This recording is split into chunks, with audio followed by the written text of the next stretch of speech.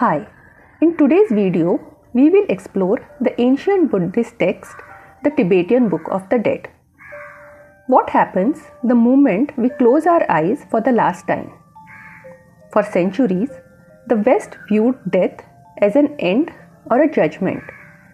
But what if death is not the end, but a doorway to awakening? In the Himalayas, a hidden text was found, Bardo Thodol, or the Tibetan Book of the Dead, also known as the translation of the Great Liberation upon hearing in the intermediate state. The work has been traditionally attributed to Padmasambhava, who had concealed this in the Himalayan mountains as people were not yet ready for this knowledge, and it was later discovered by Karma Lingpa. Written over 1,000 years ago, this ancient text guides the soul through the mysterious journey between death and rebirth, a state known as Bardo. The word Bardo literally means interval or gap. The goal of this book is to recognize that everything you see in these stages between death and rebirth are actually projections of your own mind. The book claims that in the moments after death, you have a best chance to achieve ultimate enlightenment. Liberation is possible at any moment if awareness is present. The book was traditionally read aloud to the dying or recently deceased to remind them that everything that they are about to see is actually a projection of their own mind. If they recognize this, they can achieve the great liberation simply by hearing these words. If there is no dead body, then the reader occupies the bed or the seat which the deceased has been accustomed to, imagines the spirit of the deceased to be listening, and then reads the text. No relative is supposed to weep during this time of reading. The Tibetan Book of the Dead focuses on the 3 stages between death and rebirth. The first stage is called the Chikai Bardo. This is the instance when the body dies. At this moment, consciousness experiences the clear light of pure awareness, a state of infinite peace, truth, and unity. The soul of the person is wondering whether it is dead or not.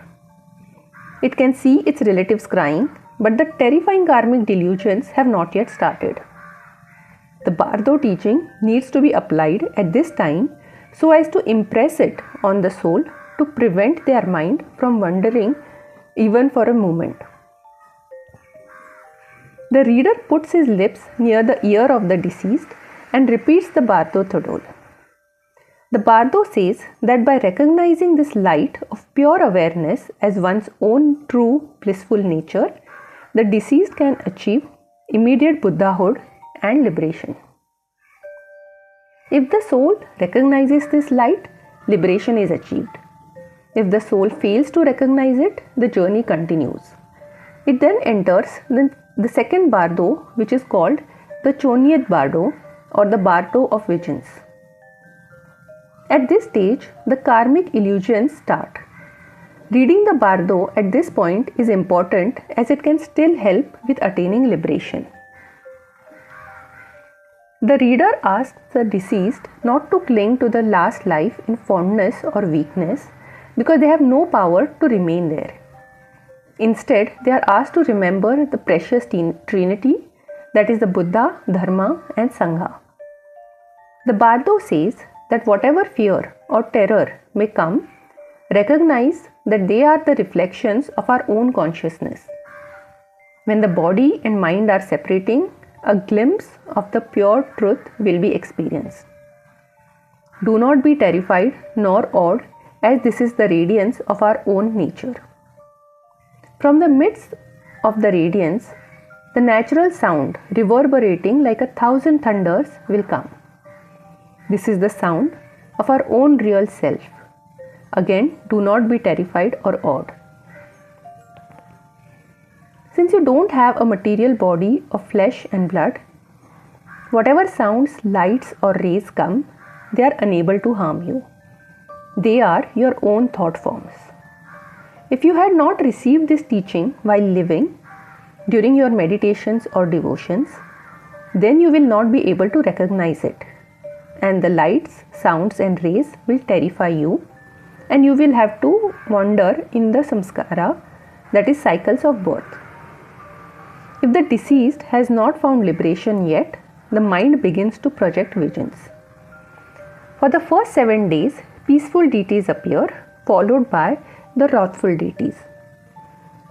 These are not external gods or demons, they are reflections of our own mind. Let us look at the first 7 days when the peaceful deities appear. On the first day, Bhagwan Virochana appears on a lion throne holding 8-spoked wheel. There will be shining, dazzling blue colored light. Merge in this color to attain liberation. At the same time, there will appear a dull white light from Devaloka. Avoid entering here as it will lead to rebirth. However, if you were terrified of the dazzling blue light and flee from it due to karmic propensity of stupidity, the next day you will see white light of Bhagwan Vajrasattva. Merge with it and avoid the simultaneous dull smoke-colored light which appears from hell. If you are unable to recognize this, then accordingly in the following days, yellow, red, green lights will appear one by one each day, which belong to different deities as mentioned. The dull lights from 6 lokas will also appear simultaneously on each day. You need to merge with the bright dazzling lights of deities to attain liberation and avoid the other dull lights to prevent rebirth. In reality, these deities have not come from anywhere else. They exist from eternity within the faculties of our own intellect. Trust the dazzling radiance and take refuge in the Buddha. If you are unable to recognize these peaceful deities and attain liberation due to powerful evil karma, then from 8th day to 14th day, the wrathful blood-drinking deities will appear each day in this order. In reality, they are the former peaceful deities in changed aspect, but they will not resemble them. In this bardo of wrathful deities, being influenced by fear, terror and awe, the recognition becomes even more difficult. By fleeing through fear, you fall into unhappy rebirths and suffer. The bardo says that if you had meditated on these blood-drinking deities, or performed worship, or seen their paintings while in the human form, you will be able to recognize them and find liberation. When the visions of Lord of Death come, do not fear them, for they are merely empty reflections of our own mind. Since your soul is made of voidness, it cannot be harmed. Voidness cannot injure voidness. Once you recognize these forms as your own mental projections, all terror dissolves and you achieve Buddhahood. No matter how much or how little one has practiced religion, the illusions of death are so misleading that this guide is essential for everyone. Those who have trained their minds while living can recognize the clear light the moment they die and using their spiritual experience claim liberation instantly. This teaching is called the Great Liberation by Hearing because it guarantees freedom even for those with heavy sins.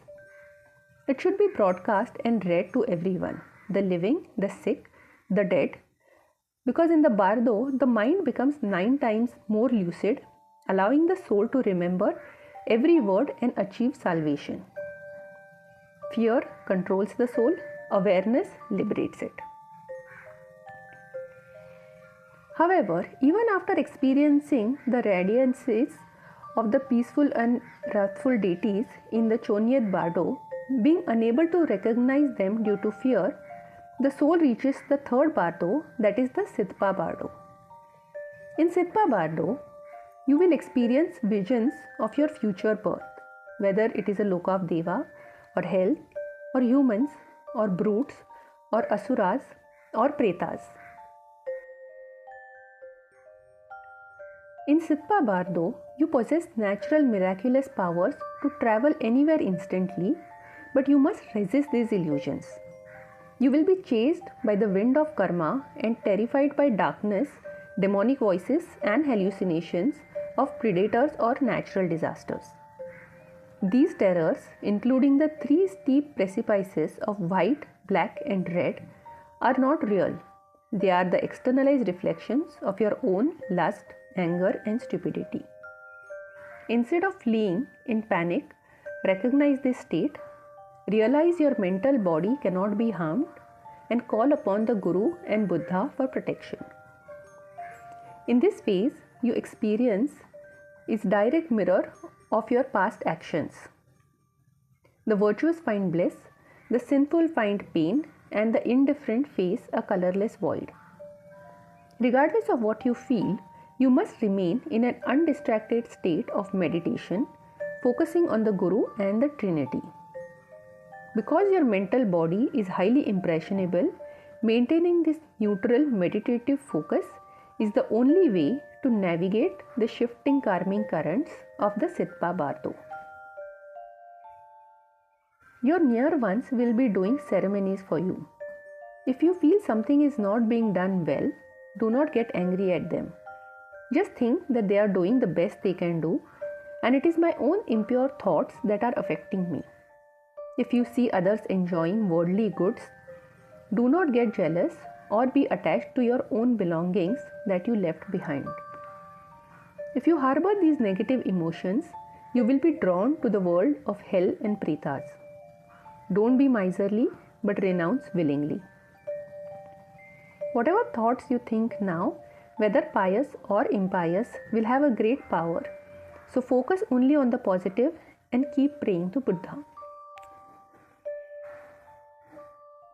Unable to go to the last life, you will now feel that instead of thinking about the last life, you will focus on the next birth. The loka that you will be born in next will shine upon you. To prevent rebirth, meditate on your deity without any other thought coming to your mind so that you dissolve the karmic pull and achieve liberation. If still not freed, then the text gives 5 ways to close the womb door to prevent birth. First, to avoid rebirth while in the Sitpa Bardo, one must maintain intense mental focus and replace negative emotions with pure love of the divine. By recognizing one's non-physical state and committing to virtuous purpose, the womb door can be closed to prevent a descent into further suffering. Second, when witnessing visions of union, view the couple as divine deities or gurus and offer fervent mental worship to transform desire into spiritual devotion, thereby closing the womb door. Third, recognize that your cycles of suffering are caused by attraction and repulsion toward future parents and firmly resolve to abandon these feelings to break the cycle of rebirth. Fourth, close the womb door by realizing that the parents, the terrifying environment, and even your own mind are mere illusions and hallucinations with no inherent reality. Fifth, realize that all things are your own mind and that the mind itself is empty and unborn, letting it rest in the natural, uncreated state to dissolve the possibility of rebirth. If the previous methods fail to close the womb door due to heavy karma, you must now invoke the Buddhas and prepare to consciously select the best possible rebirth. Recognize the visions of different realms and continents, avoiding those that lack religious devotion or lead to suffering, such as the lands of animals, ghosts, or hell. Seek out the delightful mansions or the celestial temples of the Devas, as these locations offer the best opportunity for spiritual progress. If you must enter a womb, use your supernormal foreknowledge to avoid a forced rebirth by either transferring your consciousness to a pure Buddha realm or consciously selecting the best possible worldly birth. To achieve supernormal birth, express deep repulsion for the cycle of suffering and direct your mind with absolute one-pointedness toward a pure paradise to be born in higher realm. To return to the human world, use your foresight to choose a birthplace where religion flourishes, visualizing the womb as a divine mansion while maintaining complete impartiality towards all visions to avoid karmic traps. If you struggle to remain neutral, abandon all attachment to past relatives and call upon the great compassionate one to guide you toward the white light of the gods or the yellow light of the virtuous human life. So the Tibetan Book of the Dead teaches us that death is a continuation of consciousness and not an end. The mind creates both heaven and hell. Fear arises from ignorance of our true nature, and liberation is possible in life, in death, and in between. The Tibetan Book of the Dead leaves us with one timeless truth. If you can recognize the nature of your own mind now, you will recognize it at the moment of death. Death is not something to be afraid of. It is the ultimate teacher of impermanence, awareness, and truth. If you found this summary helpful, please like, share, and subscribe to this channel. Do you believe the afterlife is a reflection of our own minds? Let us know in the comments. Let us know which other book summary you would like to see. Thank you.